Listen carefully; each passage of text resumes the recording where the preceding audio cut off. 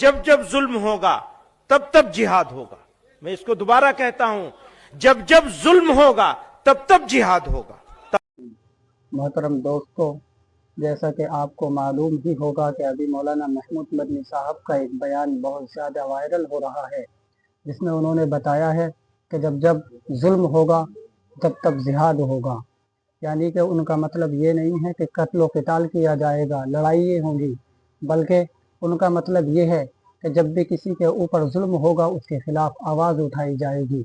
यानी कि किसी के ऊपर जुल्म को बर्दाश्त नहीं किया जाएगा।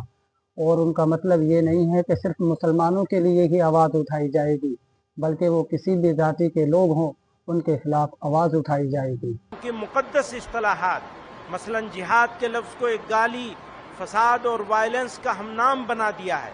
लव जिहाद, लैंड जिहाद, तालीम जिहाद, थूक जिहाद वगैरह जैसे जुमले इस्तेमाल करके मुसलमानों की सख्त दिल आज़ारी और उनके मजहब की तौहीन की जा रही है।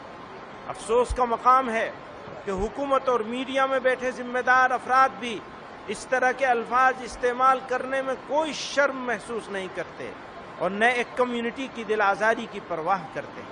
परवाह क्या करेंगे? ये तो उस कम्युनिटी की दुश्मनी में करते हैं। ये तो पुराने दौर से चला आ रहा है कि कहीं भी दहशतगर्दाना अमल पेश आ जाए तो उसको जिहाद का नाम देकर इस्लाम और मुसलमानों पर ताने, तहमतें और नाहक इल्ज़ाम आयद किए जाते हैं।